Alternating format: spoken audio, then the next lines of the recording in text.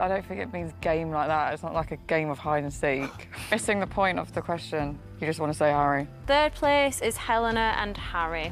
Wow, I was right. Second place, Tony and Harrison. I said it. Am I the only one who's side-eyeing production? Because why does it seem like Bilicus is just there for display? We don't get to see any of her chats. A Casa boy, Boris, has had more airtime than Bilicus has had in the last week or so. Make that make sense? And also, this game, I don't like the fact that the guys are playing games. The audacity for Harrison to throw Shakira under the bus so that he could prop up his guy doesn't make sense. And for Dejon, I totally agree with Emma that his speeches come across as disingenuous. He comes across as he's just doing it just so he can carry favor and appear as though he's repented and is a new man, he's turned a new leaf. And we all can see through that mess. We all can see through it. Anyway, hey there, thanks for stopping by. Welcome to my channel. If you're new here, don't forget to subscribe. Click the like button, turn on the notification bell for when I upload new videos, and definitely leave a comment. In this episode, I'll be reviewing Love Island UK, Season 12, Episode 39. As someone who really likes Tony and likes Tony from the start, it breaks my heart to have to do this review because I personally don't understand what she sees in that boy. It's coming across as though it's a competition between her and Emily because there was no need for that chat on the terrace if they were never going to call Harrison. They needed to call Harrison to hold him accountable and to make him answer for his actions, because at the end of the day, yes, he's lied to both girls. They know he's lied to them. They know he continues to play games with them, but instead they would rather sit up there and be having conversations about, oh yeah, he lies, he needs to be honest, he needs to just sit him down and tell him the truth. Give him an ultimatum. If he doesn't adhere to it, then keep it stepping. There's no need for this continuous cycle, unless Tony's just trying to sort of make herself look like the victim as well because she didn't know what he had done. That's the only impression that I get. So after that chat, you have Lauren have a conversation with Meg. And it's like, Megan, mind your own business. Seriously, mind your own business. Because Megan is asking, what were you talking about? What was Tony saying? And then she goes on to say, oh, I know Tony, she can't be sweet when she's on her own. I saw how Harrison was treating her and I saw, what happened after he came back from Casa with you. And it's like, Meg, this is not your space to speak. We don't need to hear your opinion because at the end of the day, you have behaved worse than Tony. If that's to say anything, if that's a compliment, you've actually behaved worse than Tony. You've called people out of their names. You've called them B-words, whatever. You screamed, you've told them they are unwanted. So the idea that suddenly you are the voice of reason, I'm not buying it.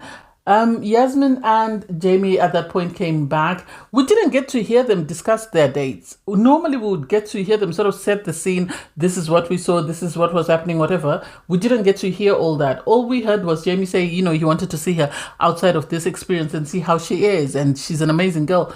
And that's it. And it's like, seriously, at times we're described the minute details and we're like, why are we having to sit here and listen to this? But suddenly people that are having a great time, we don't have time for them. Make that make sense? You have Emma and Lauren having a conversation, and it sounds like Lauren is waiting patiently for Tony and Harrison to erupt. That way she can step in. And I'm happy that Emma told her, you don't need to hang around and wait for Harrison. Yes, you have feelings for him. Yes, you've been intimate, but keep it stepping because Harrison is always going to be Harrison. Harrison is going to put himself first. If he and Lauren had been safe in the public vote, then he would never have left Lauren. But because he was vulnerable, this is why he left Lauren and decided to go with Tony, because Tony wasn't vulnerable. He is looking out for what's in his best interest in regards his game in the villa. That's the impression that I get. After the Islanders get ready, they pick up their drinks. You then have suddenly Harrison is going to speak with Cash. This is what I think. I think Harrison has sat down and realized, or somebody has told him that Cash is furious and was crying. And so now he knows that if Cash leaves the villa still upset, then London is going to be a no-go area for Harrison. That's just it, because Cash is from South London, I think, and he's got a lot of mates, people like Deji, other islanders that have been on the show, and seeing how Harrison has moved, considering he was told by Cash that don't disrespect me, be truthful, right at the start, he knows it's going to be a hotspot for him. So this is why he went and he tried to apologize, because I'm happy that, Cash told him, I feel disrespected. I feel embarrassed. How would you feel if somebody treated your sister the same way? I'm looking at you sideways. And I can bet you it's going to be uncomfortable for Harrison. Whether or not he crawls on the floor and he begs for apologies or whatever, going to London and meeting up with the South London Islanders, the guys that have been in the villa, is going to be difficult for him. It really is, because they're not going to tolerate his BS.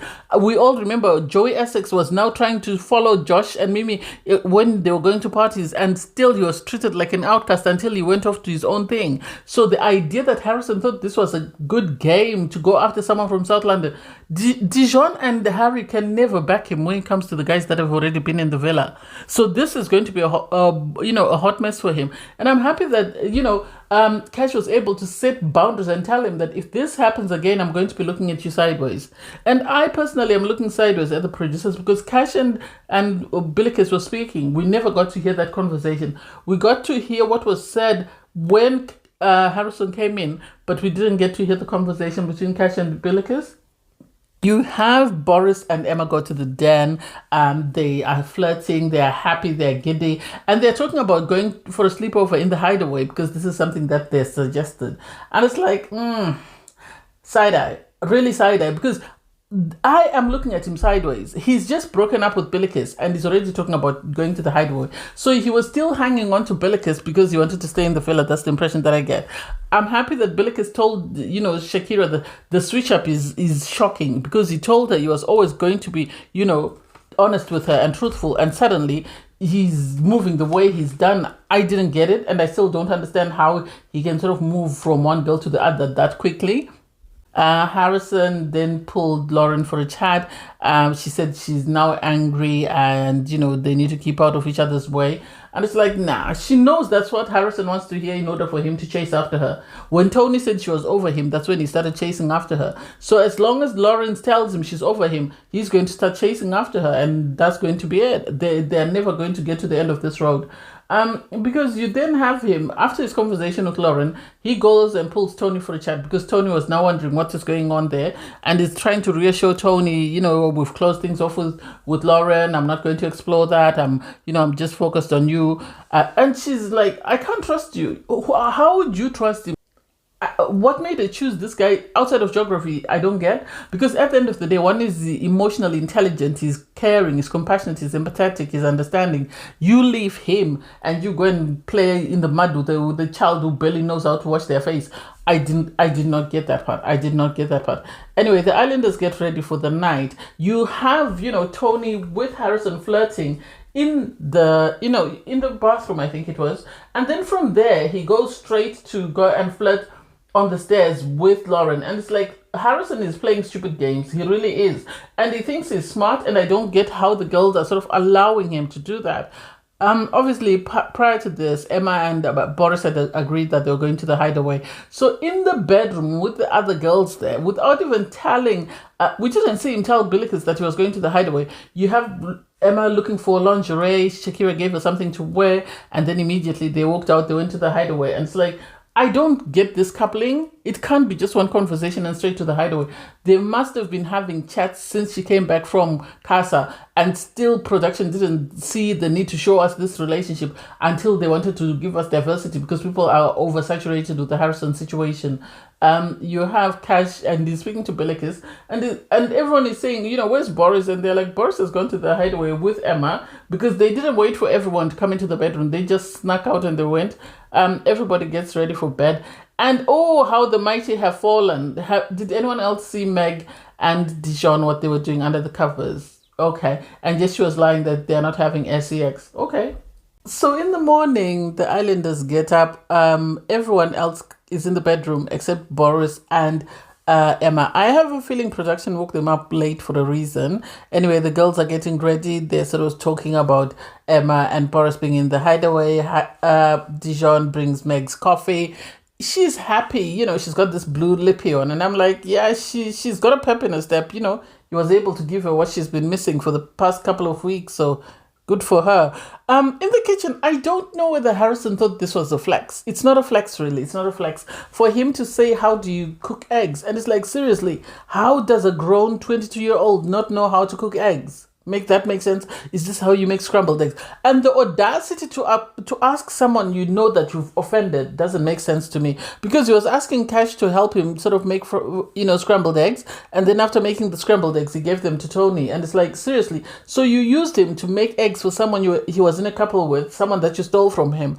Where's the common sense in that? Where's the logic? Where is the respect? This is why you were told that you're disrespectful and you can't seem to get it. Anyway, I personally think production must have pulled Harry aside and said, we're bored. Come on, look for something to do. Because you have Emma and Boris come out of the hideaway. Everyone is cheering them on for coming out of the hideaway. Bilicus is saying, no, I'm not going to cheer for that. Good on her. She shouldn't be cheering it. And finding out that she was actually in a love triangle with Emma justifies her not wanting to cheer that nonsense out, because this man was in a couple with her, dragged her along until he was set on Emma, and then he decided to jump ship. Anyway, Harry, I think Harry was jealous. I think he was jealous. Seeing her come out of the hideaway, I think he was jealous. This is why he pulled Emma for a chat, because he pulled Emma for a chat and he's sort of asking her, how are you? Why were you in the how was the hideaway?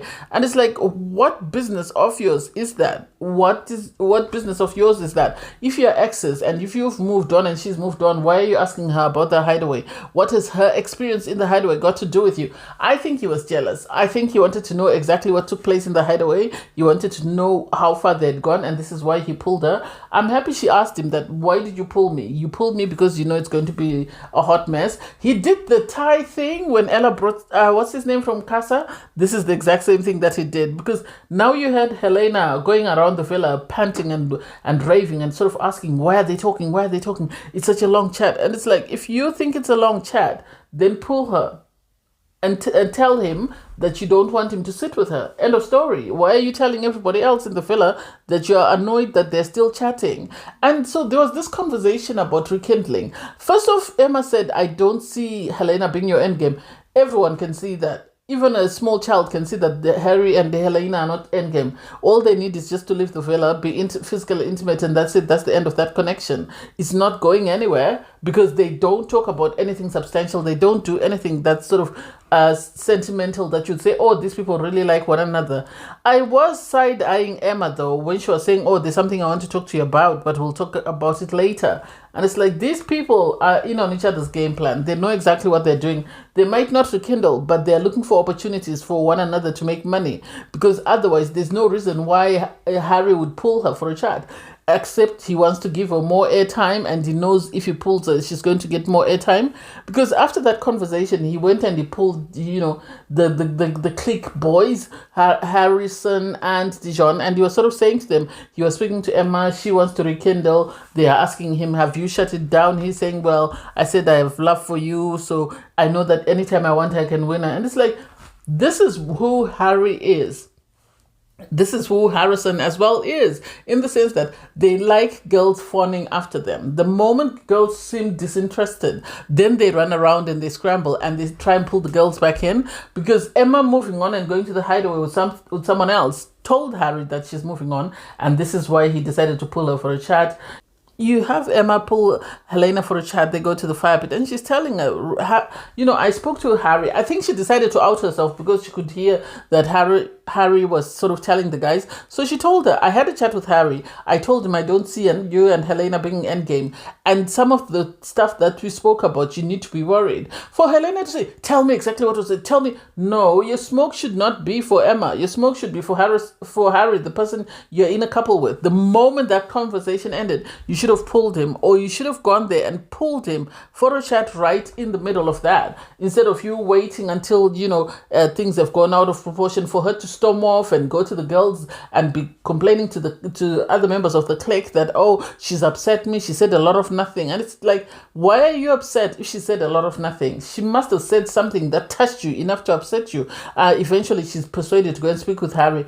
The problem with Helena is she's got so many insecurities that the moment Harry seems interested in somebody else, she panics and she doesn't like to confront him because she's afraid that if she does, he's going to leave her. That's the impression that I get. Because when she pulled Harry, she started saying, oh, I'm upset, I'm furious, I'm shaking, look at my hand, I'm shaking. Oh, this is not your enemy. This is not your enemy. She did the same thing with Yaz. She's doing the same thing with Emma because she's now talking down about those girls. And it's like, Harry is the culprit. Harry is the one who pulled her. It's not the other way around. He pulled her for a chat. You should be asking him, why did you pull her for a chat? Not to say, oh, we're setting a new boundary. You're not allowed to speak to her. Okay. Let's see how long that boundary lasts, because he's continued to disrespect you because you know you have no other choice because Harrison has got his nonsense. This is why you're going to stick to him. Ty hasn't paid you any attention, so you have no choice but to put up whatever nonsense Harry's dishing your way. On the day beds, you now have Boris. Boris is feeling some type of way. He's asking, Emma, what happened? What did you say? Why were you speaking to Harry? And Emma's saying, he pulled me for a chat. We did speak about rekindling and that sort of thing. And it's like, why is Boris getting so upset? And surprise, surprise, we find out that Boris was having Bilicus and Emma in a love triangle, because Emma is saying, you don't want a love triangle, but you had me in a love triangle with Bilicus. And then he got mad. And it's like, oh, so we're missing quite a big chunk. Production felt it was more important for us to see this Harrison situation than for them to give us more entertaining stuff. Anyway, you have the boys exercising Harry and Harrison, and Harry receives a message. Islanders, get ready for a hoedown, as tonight there will be a Western themed party. #saddle up, #eBay. I'm sorry, but the Harrison situation is now boring, and I'm happy. I saw something on TikTok that said he quit the show, and I hope he did, because it's not necessary. The Islanders are getting ready for the night, and he starts flirting again with Lauren in the bathroom, telling her he liked the swimsuit. And it's like, he wants what he can't have. And as soon as he gets it, he doesn't want it. He wants to move on to the next person. So while she's brushing her teeth, he asks her, he starts flossing, and she's telling him, you're doing it the wrong way. He then asks to be shown how to do it. And instead of doing it on her own teeth, he decided to give her the floss he was using so that she could do it on him. And so while this is all taking place, Shakira walked in and ran immediately to tell Tony that this is what I walked into. Tony says she looks like an idiot. She should have known on movie night when she saw everything he was saying about her. She should have known that this man really doesn't like me that way. He likes my character but doesn't like me as a person. And for her to continue to give him the time of day and allow him to treat her like an idiot doesn't make sense to me. It doesn't make sense because she knew he didn't feel her that way. To have this conversation in the bathroom, when she asked him before, how do you feel about me?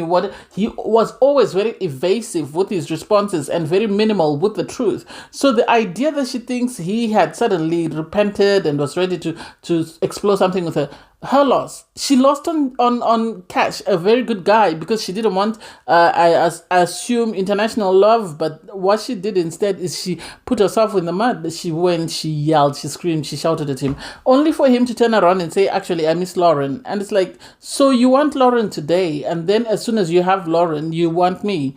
Make that make sense? He likes Lauren the container, but he doesn't like Lauren the character. That's the impression that I get. I've said this in a previous review, and I'll say this again. You had Harry and Helena standing outside and listening in, and it's like, people are very nosy. It's okay for you to listen to somebody else's issues, but when it comes to your stuff, then it's now a problem when people are listening to you. Make that make sense? Because we've heard these girls scream and shout at everybody else when they're talking about their business, so I'm surprised they're okay with listening to Tony.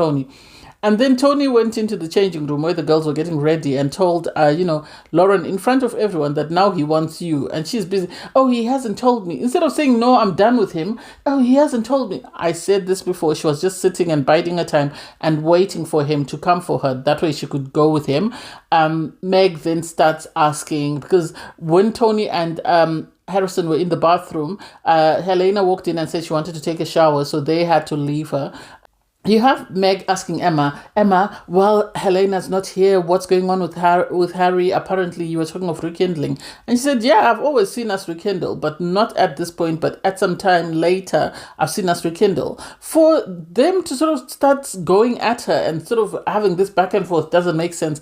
These girls like to have an issue with the girls. They're afraid of the guys. They're afraid to lose their connections. So they'll tolerate every single thing that the guys are dishing them. And then as soon as a girl is involved, they turn on the girl. Make that make sense? Anyway, you have Harrison telling the guys that, oh, I was caught flossing my teeth. I don't know what to do. But Tony's now upset with me. And I was telling her that I think I've got a connection with Lauren. I still miss Lauren. And it's like he misses the things he was doing in bed with Lauren. I don't think he misses Lauren, the person. That's the impression that I get. And sadly for Tony, Cash has stuck to his word and he's moved on, because you always see him in the background with Bilicus. And I'm happy for them because I want them to be a couple. Anyway, the islanders pick up their drinks, they go out and sit down. And then while everyone is sat down, you suddenly have Harrison finally go for a chat with Tony and Lauren, because Shakira and Yasmin had already told her that, you need to calm down, you need to sleep on it and then act tomorrow, because you're always overreacting on certain situations.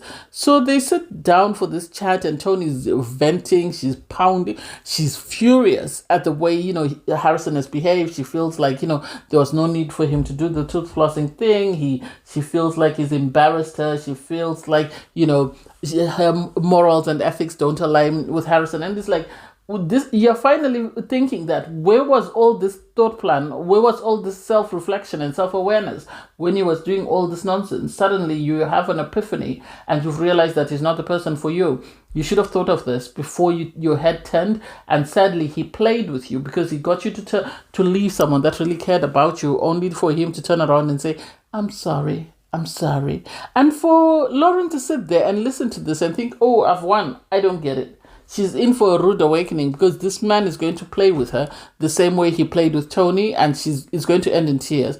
Anyway, the Islanders, Helena receives a message that says, Islanders, it's time to see how the viewers rate you as couples in a game of couple of swords. Hashtag couple polls, hashtag hot or not, hashtag love ranks. Obviously, because production are trying to move on the drama away from the Harrison situation, they decided to come up with a couple of swords, because they know it creates tension. It did create tension last season, so hey, why not bring it back this season? Anyway, so what was happening was you had hosts, which were Connor and Shakira. They would read out the cards, and then the Islanders would decide who stands on gold, who stands on silver, who stands on bronze. And then once that's confirmed, they would then read out the results, and depending on obviously the viewer's perception, they would see whether they were right or not. This was always going to be messy, and this was always going to bring a lot of ill feelings amongst the Islanders, because some of them think they're doing way better than what they're actually doing. Anyway, so I'll announce the winners and how they were ranked just by calling them out. I won't sort of have to say bronze, silver, whatever. First question was, which couple was the hottest? The Islanders decided Boris with Bilicus, Yasmin and Jamie, Tyler and and Laura. And then the correct answer was Yasmin and Jamie, Bilicus and Boris, and Shakira and Connor. Connor was ecstatic because he thinks that much of himself, so he was showing off his six-pack, so hey, good for him. Next question, which couple rely too much on physical attraction? Islanders decided Bilicus and Boris, Harrison and Tony, and Ty and Lauren. Correct answer was Helena and Harry, Harrison and Tony, and Shakira and Connor. I didn't quite get this one. I was a bit confused in regards to Shakira and Connor, because it's not about physical attraction. Otherwise, they would have been at it right from the jump. But I think viewers just went, I don't know, maybe people didn't understand. Next question was, which couple is most one-sided?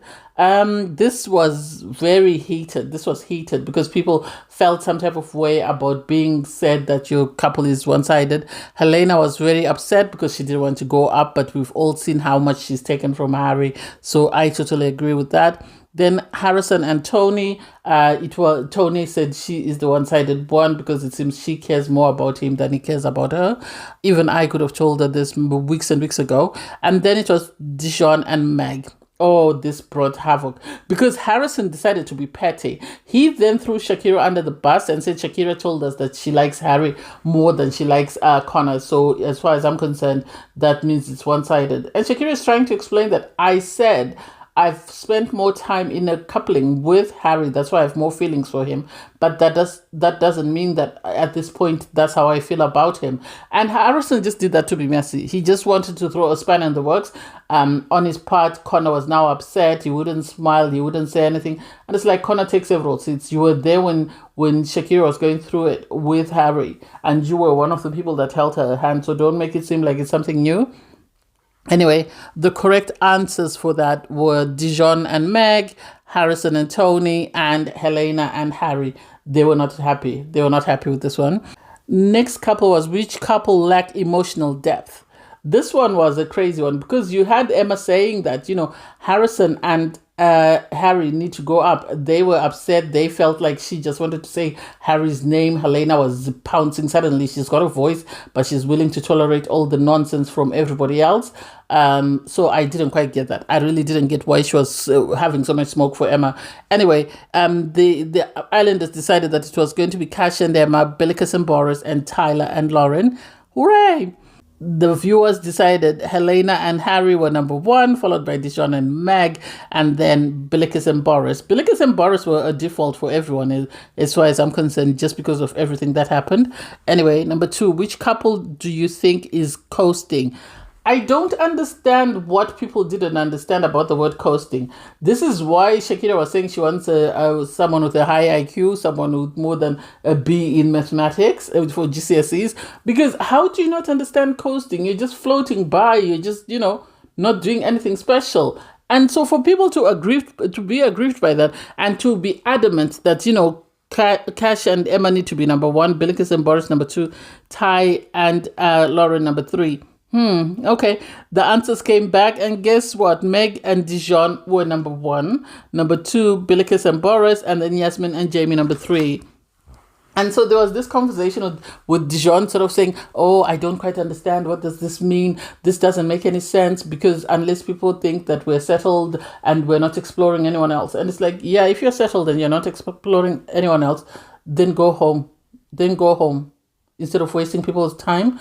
Anyway, which couple is playing the biggest game? This one was also another contentious one.